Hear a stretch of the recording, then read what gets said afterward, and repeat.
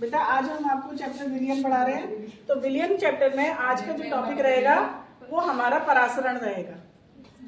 और परासरण एक colligative property है जो विलय की मात्रा पर निर्भर करती है, ना कि उसके गुणों पर, प्रकृति पर। तो इसके लिए आज हम एक प्रैक्टिकल कराएंगे।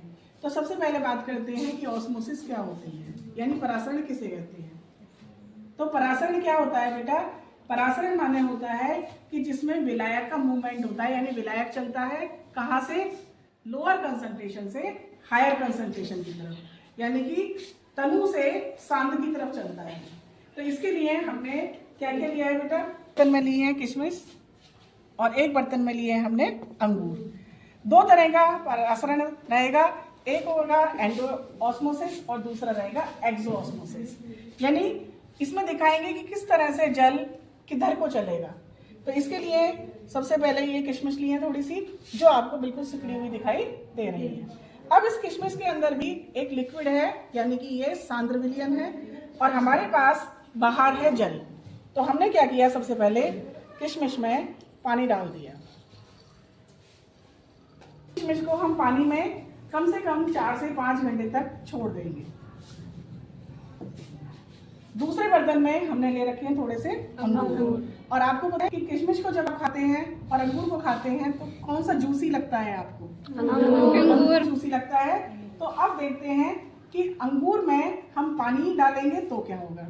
तो इस बार हम अंगूर में खाली पानी नहीं डालेंगे, हम इसमें पानी के साथ साथ क्या भी डालेंगे बेटा? चीनी डालेंगे।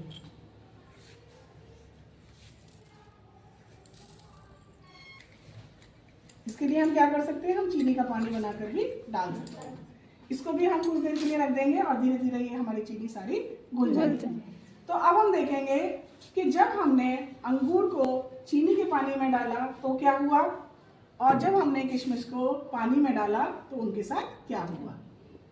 बेटा हम बार बार बोलते हैं कि तनु विलयन, सांद्र विलयन। तो ये क्या होता है कि हम किशमिश के अंदर देख रहे हैं तो किशमिश गीली है, लेकिन बहुत गाढ़ा सा एक विलयन भरा हुआ है, तो इसे हम बोलेंगे सांद्र विलयन। और जो हमारा बाहर पानी है वो कैसा है? एकदम पतला है, उसे बोलेंगे तनु विलयन।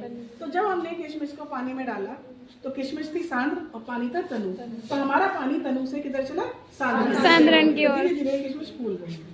दूसरी तरफ हम अंगूर को देख रहे हैं। अगर हम अंगूर को सोचते हैं तो बच्चे सोचते हैं अंगूर में पानी कहाँ से आया, अंगूर तो ठोस है।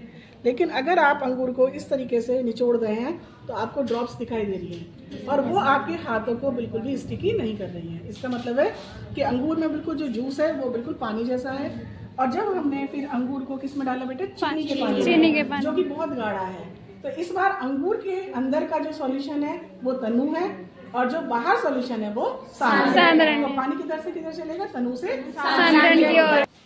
अब बच्चों हम देख रहे हैं कि हमें इसको रखे हुए 4 से 5 घंटे बीत गए हैं। तो 4 से 5 घंटे बाद फूल गई है। किशमिश फूल कैसे गई? इसका मतलब है किशमिश के अंदर कौन घुसा है? पानी घुसा है। तो पानी का कंसंट्रेशन क्या था? बिल्कुल शून्य था, बहुत हल्का था। तो पानी जो है किशमिश के अंदर गया, इसका मतलब लोअर कंसंट्रेशन से वो हायर कंसंट्रेशन की तरफ गया। अब हम दूसरा बीकर उठाते हैं। दूसरे बीकर में अंगूर का साइज देख रहे हैं। तो पहले अंगूर का साइज ये था और अब अंगूर का साइज हमें ये दिखाई दे रहा है। तो क्या अंगूर का साइज दोनों सेम है? तो ये अंगूर क्या बोलेंगे? श्रिंक हो गए, यानी पिचक गए हैं। तो अंगूर कैसे पिचका? क्योंकि अंगूर को हमने किस में डाला था बेटा? चीनी के पानी में। और चीनी के पानी में डालने पर क्या हुआ कि जो अंगूर के अंदर का पानी था वो चीनी के पानी की तरफ चलने लगा। यानी ऑस्मोसिस क्या हुआ? Osmosis means lower to higher concentration, movement of solvent from lower to higher concentration.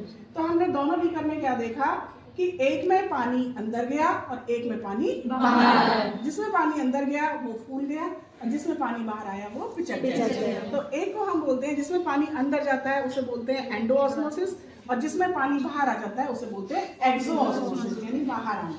तो इस तरह से आज आपको 2 उदाहरण से ऑस्मोसिस पूरी तरीके से समझ में आ गया। Yes ma'am. Thank you.